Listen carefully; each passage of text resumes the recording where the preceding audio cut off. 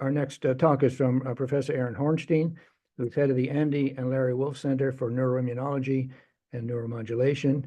He holds the Mondry Family Professorial Chair at the Weizmann Institute, where he is undertaking many converging approaches to uncover the impact of protein RNA regulatory networks in neurodegeneration.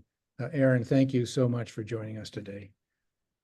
Thank you so much, Bob, and also Jen for the invitation. I hope you do see already my screen. So I'll talk today about a specific molecular pathway, about small RNAs called miRNAs, and how we try to understand their involvement in ALS, how they might be utilized as biomarkers and potentially also as therapeutic targets.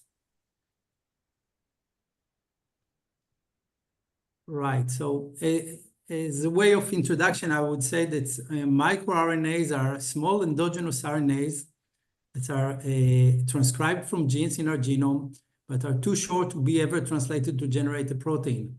However, they are functional. They silence the expression of other proteins by binding to messenger RNAs and inhibiting them through a specific mechanism. And one of the things that we've discovered, and I would like to share with you today, is that we identified broad microRNA insufficiency in ALS, and we try to understand the underlying mechanism and if this could be relevant in reversed. On top of that, because microRNAs are small RNAs, and these RNAs are surprisingly stable even outside cells, whether they are secreted or spilled, then they can be used as biomarkers, and several groups try to evaluate their utility as biomarkers for disease, and I'll show some slides about that as well.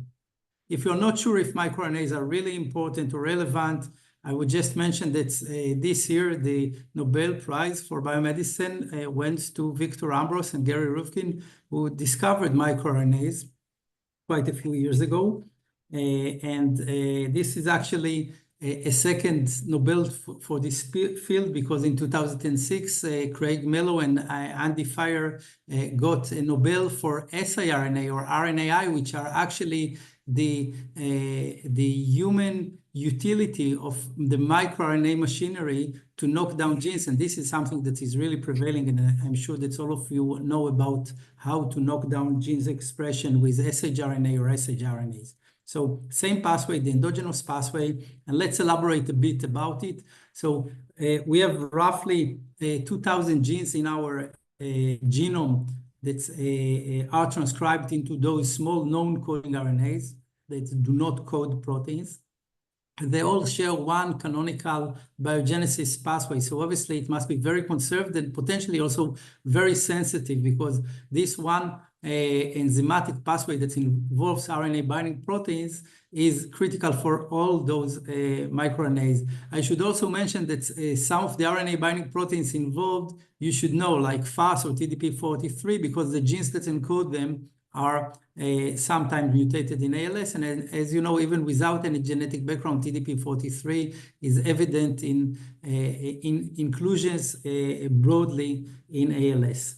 Downstream of the biogenesis pathway that says one cytoplasmic step, one nuclear step and one cytoplasmic step, there are specific microRNAs, and by nucleotide sequence, they specify what would be their target. So different microRNAs would have different targets, and they are all having somewhat boring names with running numbers like miR218, miR124, but the functions are intriguing.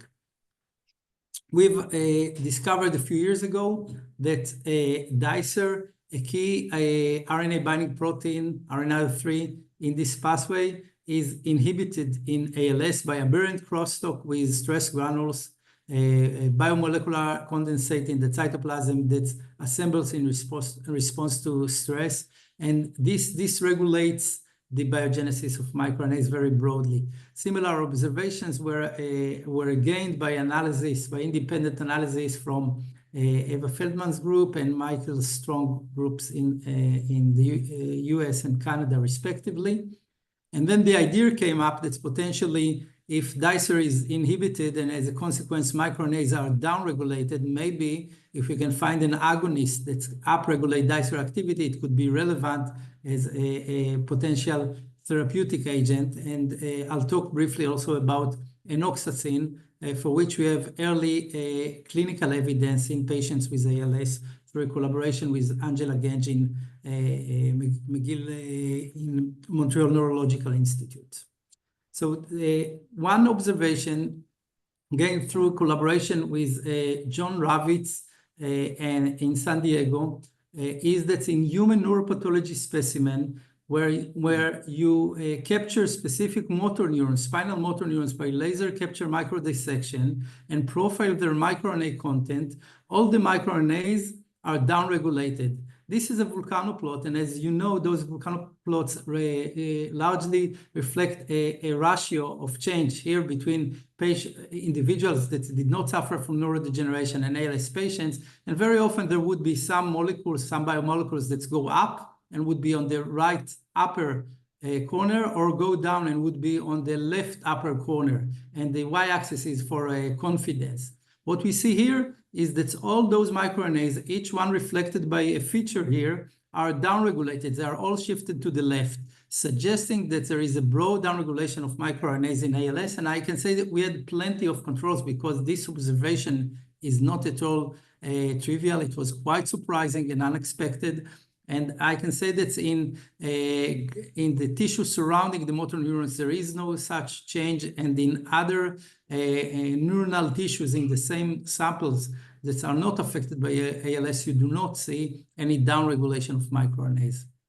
We believe that this broad downregulation is meaningful and could be modeled experimentally by even just a knockdown of one critical RNA binding protein, that's TDP-43. And this bit of study, this experiment was done by the group of Eran Boccioni by knocking down TDP-43, seeing pretty much the same, that all microRNAs are downregulated, suggesting that experimentally the loss of TDP-43 might be sufficient to cause loss of microRNA activity. And as you know, in ALS, we see very broadly downregulation of nuclear TDP-43 activity, and perhaps also dysfunction in the cytoplasm.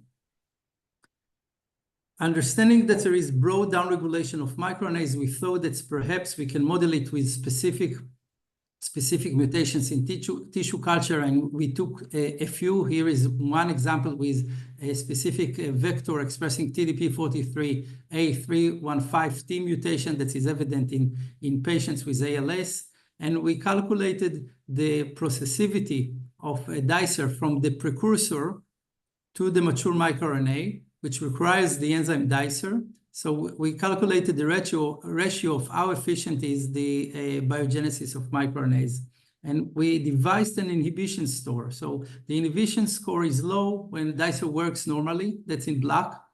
In an ALS model, there is higher inhibition, that's in blue. And introduction of Enoxacin, an agent that increases dicer activity, largely recovers microRNA biogenesis for a variety of microRNAs. And this could be seen with several genetic models. So I would say that until this point, we see in human neuropathology material broad downregulation of microRNAs that correlates with disease. And now the question is whether this could be sufficient to artificially cause the disease. And to address this, we made a mouse by crossing a specific spinal motor neuron pre-deleter that is active only in adult mice to a conditional dicer allele. And this artificial knockout of dicer results in a disease that is a spinal motor neuron disease and has some of the typical hallmarks that are consistent also with ALS. So we do not claim this is ALS, and dicer itself as a gene is not associated with the disease. But microRNAs and dicer seems to be crucial for the survival of motor neurons in the adult mice. Their loss results in changes in myosin heavy chain distribution in musculature, typical of denervation, renervation cycles, in loss of ventral root axons, and also in denervation of the neuromuscular junction, whereby the typical overlap between pre and post-synaptic compartments is lost and there is denervation. taking together the mouse model along with the observation from humans, we believe it supports the idea that microRNAs are essential for normal survival of motor neurons and are downregulated in ALS, presumably because of loss of dicer activity. What are the specific microRNAs? Until now, we talked about 2,000 microRNAs as a big group, and we tried also to understand what could be specific microRNAs with specific relevance. One that's caught our eyes is miR218, and this is for its very typical expression, specifically in the vertebrate or mammalian spinal cord. So you can see here a sagittal section through a mouse embryo. This is the eye, the limbs, and the back. And through where motor neurons develop, you can see in situ hybridization staining of miR218, very specifically in motor neurons. And we realized that this motor neuron-specific microRNA may be intriguing. In parallel, the group of Sam Path in UCSD demonstrated that this microRNA is critical for the development of motor neurons in the mouse. And we have been doing studies that are summarized here, showing that the microRNA is downregulated in patients with ALS. And while the microRNA is downregulated, its mRNA targets are de-repressed because the microRNA is normally a repressor itself. It silences targets. When it is partially gone, the targets are upregulated. And some of those targets might have deleterious effects. In another project that we've done in collaboration with Project Mine, we identified rare genetic variants in the sequence in the DNA of the gene encoding for the microRNAs. And these variants, numbered from variant 1 to variant 6, are actually positioned in strategical positions that are typical to where they could affect dicer activity. And we were able to show through molecular biology experiments that those variants are sufficient to inhibit dicer activity. So in summary, we believe that very, very broadly, in almost all patients with ALS, there is downregulation of most microRNAs, including miR218, and de-repression of the targets. And at the same time, there are very rare cases where a mutation in cis on the gene encoding for the microRNA further affects the biogenesis of this motor neuron-specific microRNA. I'll switch gears now and talk about microRNAs as biomarkers.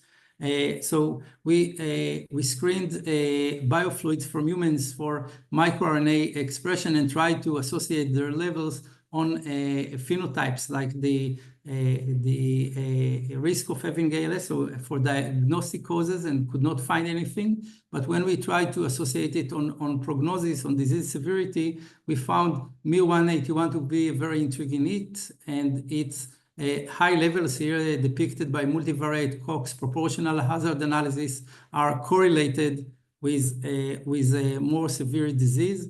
This was done by additional statistical means. I'll skip them, a bit more sophisticated, including bootstrapping. And I'll go directly to the Kaplan-Meier plots in a discovery cohort from Andrea Malaspina in London, now in UCL, in a replication cohort. And in them together whereby higher levels of the miR181 in plasma are associated with more severe disease that is more rapidly deteriorating relative to lower levels of this microRNA in plasma. Those observations might imply that the microRNA can behave like a very established biomarker, such as the neurofilament light chain. And the neurofilaments are expressed in neurons, and they are thought to be spilled out and hence reflect on the degree of disease severity. And we actually saw by in situ hybridization that miR181 is very highly expressed in neurons in the cell bodies, but also in axons and dendrites. And this is not necessarily specific only for motor neurons, it is across the brain. But the idea of the microRNA potentially being spilled out of dying neurons, I think, is consistent as a working hypothesis for the microRNA in as much as it is for neurofilaments.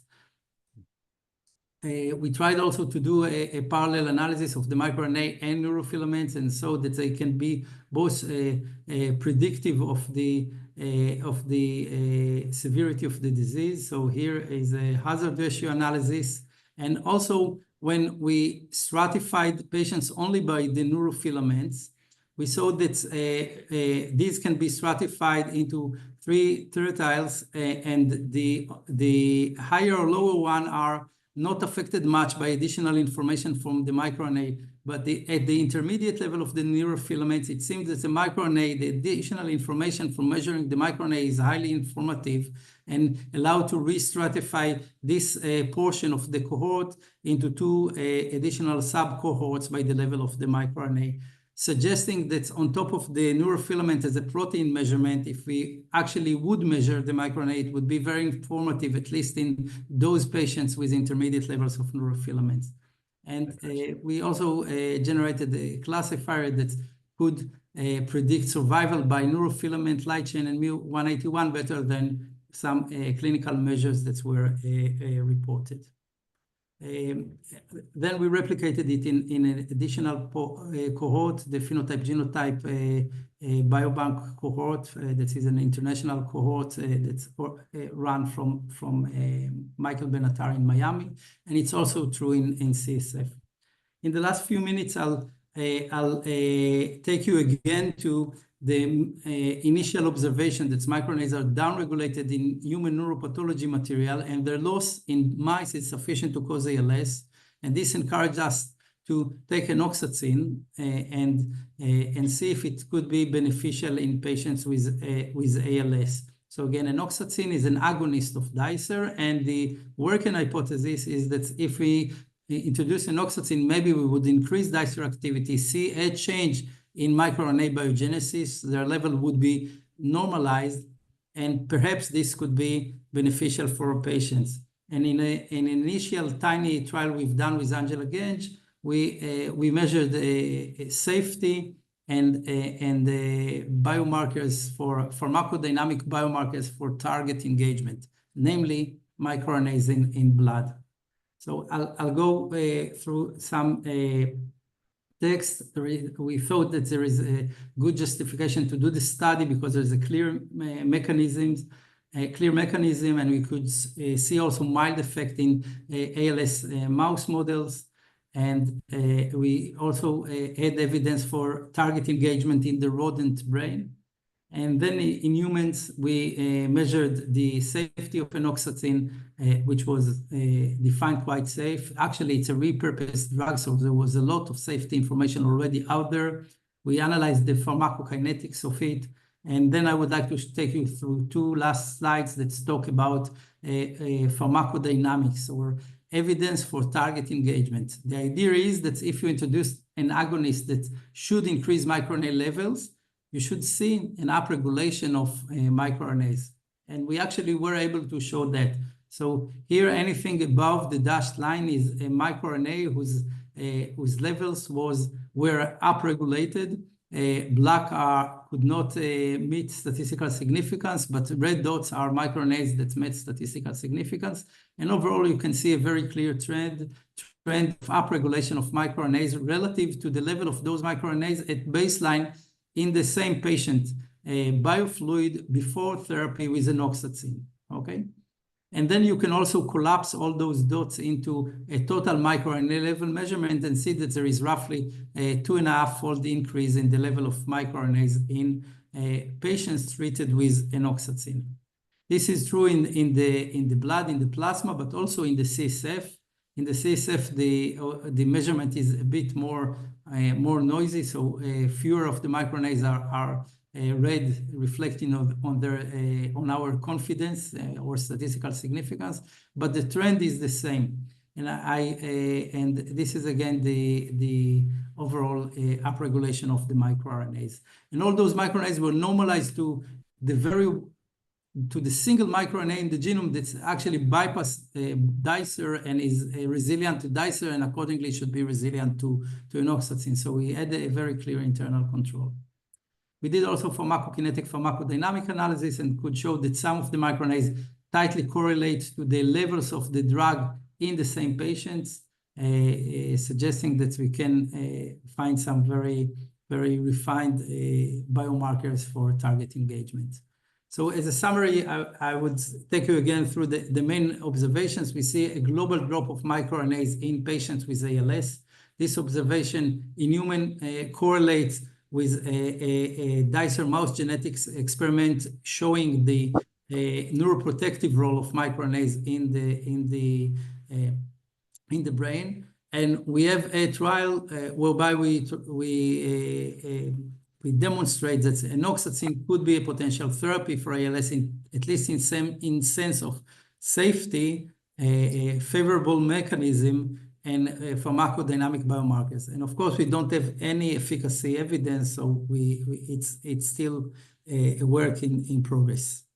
I would like to thank the patients and families that's contributed to the many facets of the work. My team, and particularly Ido Magen, Nancy Yakovzada, Yael Cohen, Anna Emde, and Chen Eitan contributed to things that I presented, and collaborators, Andrea Malaspina, Pietro Frata, Angela Gensch, and Michael Benatar. Thank you for listening. I'll be glad to take questions. Thank you. Thank you so much, Eran. That's an amazing story that continues to evolve, and which now has led to such an exciting clinical trial. We have a couple of minutes for questions. One question which has come up through the chat is, are there commercially available assays now that we can use to obtain the the microRNA levels for either, I suppose, 181 or 218? Yeah, so the answer to this interesting technical question is that there are commercially available kits by which one can analyze microRNAs at the lab level, but these do not meet the standard that you would do in a routine hospital biochemistry lab. So such assays should be developed and refined, and I think this is still something ahead of us. Thank you. So one implied question from this pretty striking work is the lessons from 218, which suggests that there's a target that is de-repressed, which is important in the disease, and reciprocally, from the studies of 181, there's something that is repressed.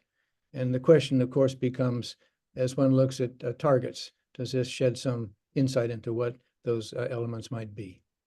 Yeah, so for the microRNA miR218, the motor neuron specific microRNA in our science translational medicine work, we actually were focusing on a target. It is a voltage gated potassium channel, and we could show the functional relevance and how the microRNA actually regulates the levels of this voltage gated potassium channel, and also electrophysiology downstream of it. I'm not sure this target is clearly relevant to disease the way we understand it today, and other targets there is a long list of dozens of predicted targets. Nothing that came up that is sufficiently clear to state here. So I think there is still a big challenge to make the connection between the change in microRNA levels and their downstream targets, and I would say it's a challenge that is still ahead of us. Thank you. Thank you. Two quick questions, maybe they're not quick, from the chat. One is that a Wyoming lab recently claimed that one specific microRNA biomarker in blood accurately detects ALS by almost 98%. Now, I don't know which lab that is. Have you heard of that? And can you comment on that result if you do know about it? Yeah. So I unfortunately, I can't pull this specific study off my head. There are quite a few groups that study microRNAs, biomarkers for diagnostics. I would mention one very intriguing observation that was repeated by a few groups, and that's a microRNA that is specifically expressed in muscle. That's miR206.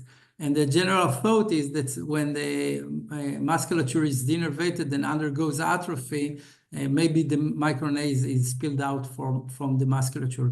But I'm not sure about the group from Wyoming, and I can try to take it offline if needed by email and give a more detailed comment to the person that's asked. I apologize. Thank you. Melanie Leitner asks if you would expect microRNAs to also be good biomarkers for the restoration of TDP-43 function or reduction of its loss of function. Yeah, I think that's an empirical thing. We've been able to use microRNAs for different applications. I think the main utility as biomarkers is that they are stable, highly quantitative, and can be easily measured in one go. So dozens of those microRNAs together, sometimes hundreds of those microRNAs together. Now, what would be the specific readout that could be predicted? Maybe it would be a global change in restoration of TDP. If the very naive hypothesis that TDP affects dicer and dicer affect microRNAs is actually true. So that would be, a wonderful hypothesis if eventually realized is correct. But I think that should be an empirical answer. We should see what changes in, I guess, experimentally TDP, and then check what changes. And then this could be taken from perhaps tissue culture or animal models also to human measurements. Thank you. And I can't resist adding two more quick questions combined into one. If you look at the results from the Enoxacin study, do you see correlations between the pattern of microRNA change on the one hand and either serum NFL levels or aspects of the TDP-43 transcriptomic signature? Yeah, so TDP-43 transcriptomics, we did not measure in plasma. I think probably it's quite hard to do. We did measure NFL and did not find any signal, but bear in mind what we were having is a tiny cohort with patients, maybe I mentioned it too briefly, that were treated for 1 month with the drug. Even in the most striking work of Ionis and Biogen led by T. Miller, where tofersen was established through changes in NFL, it took quite a few months to see a change in NFL. So even in the one positive observation we have in the literature, it was after quite a few months, and our small preliminary study was done for 1 month. So we could not actually expect neurofilament to change. It would have been very unlikely. Yeah, thank you. Thank you. That's very important. This is a wonderful presentation, and thank you again, Eran, for making time for us today.